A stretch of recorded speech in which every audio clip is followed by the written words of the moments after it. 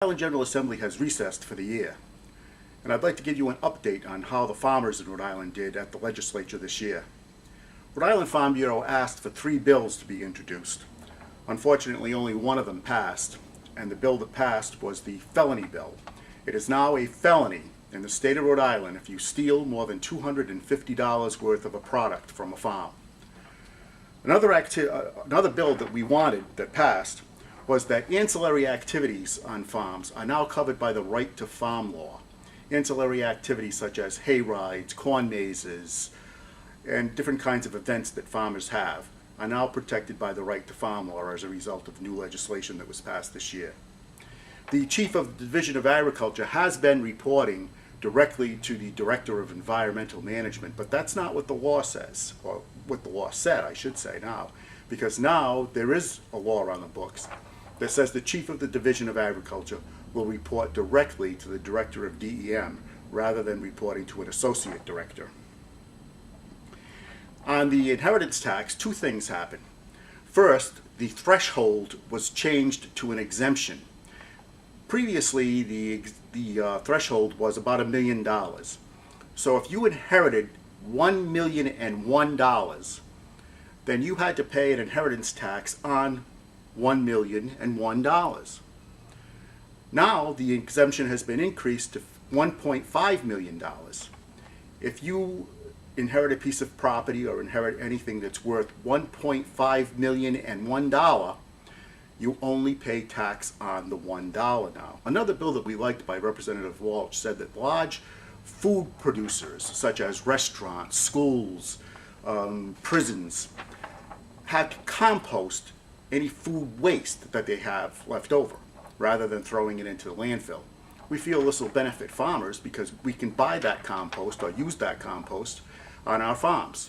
Unfortunately, we were not able to get some legislation passed that we wanted. For instance, we started out the year by saying that we wanted farmers to be able to shoot deer that were damaging their crops without getting a permit. DEM didn't like that bill very much, so they compromised with us and said that they would give us a 5-year permit instead of a 1-year permit. The bill passed the House, but it didn't make it through the Senate.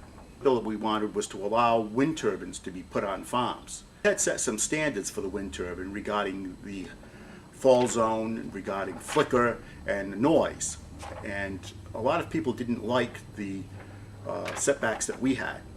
So the bill went back and was redrawn up, and we didn't really care for the way it was redrawn up. We think we probably have a better chance of trying to get the windmills locally, but next year we'll try again. The sale of wine at farmers markets, that did not make it out of committee. There was a bill to allow the sale of raw milk. We opposed that bill, not because we're necessarily against raw milk, but the health department does not have, go out and test raw milk. They don't have the means to do it. They don't want to do it, apparently. And also, Farm Family Insurance won't insure the raw milk. If those 2 things happen, if they inspected the milk and if Farm Family would insure the milk, Rhode Island Farm Bureau would probably support allowing the sale of raw milk in Rhode Island. The bill to label GMO foods did not make it. Farm Bureau opposed that bill, and it did not make it out of committee.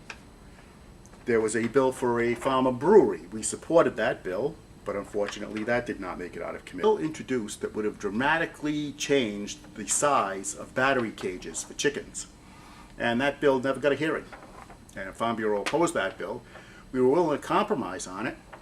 We were willing to say that existing farmers, and there's only one in Rhode Island that has battery cages, would be allowed to continue to use the cages they've got. But any future farmers would have to use the bigger cages rather than using the ones that farmers are using now. Over 1,000 bills introduced in the Senate and over 1,000 bills introduced in the House. And we tracked about 43 of those bills, and this is the result that I just gave you a minute ago on the legislation that Farm Bureau wanted and Farm Bureau didn't want. No bills that Farm Bureau did not want passed. No legislation was passed against the farming community this year.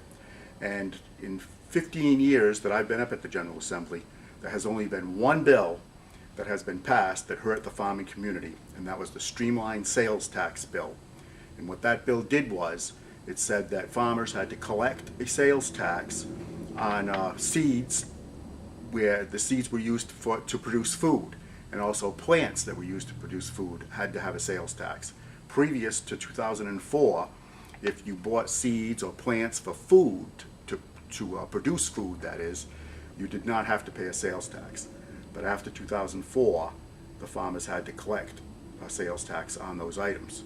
That's the only bill that has been passed against the farming community in the 15 years that I've been at the General Assembly. The best way to help farmers in Rhode Island is obviously by buying their products. Get fresh, buy local. But there's another way that you can help the farmers in Rhode Island, and that's by joining the Rhode Island Farm Bureau. You don't have to be a farmer in order to be a member of the Rhode Island Farm Bureau. You can easily save the cost of your dues by taking advantage of the many discount programs that we offer. We have discounts at over 300,000 companies nationwide. One of those companies is General Motors, and recently General Motors announced that we can stack our offer, which is a $500 discount on GMC vehicles. We can stack our $500 offer with other offers, such as their loyalty program. Their loyalty program gives you anywhere from $500 to $2,000. And in addition to that, if you're a loyal GM customer, in other words, you already own a GMC vehicle, then you can stack the Farm Bureau discount on top of those discounts. But we offer discounts on cruises, Disney World, propane, all kinds of discounts. So, consider joining the Farm Bureau to save some money, and consider joining Farm Bureau to just help the farmers in Rhode Island stay in business.